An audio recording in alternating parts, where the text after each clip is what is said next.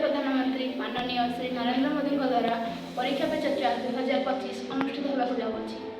यह एक राष्ट्रीय मंच जो प्रधानमंत्री परीक्षा को नहीं विद्यार्थी मन में सब प्रश्नर उत्तर दिखती। यह कार्यक्रम केवल विद्यार्थी मान नुहे, यह मंच शिक्षक एवं अभिभावक पिला माने किपरि निजर लक्ष्य दिगरे आगेबे से प्रश्न नहीं जोड़ी होता।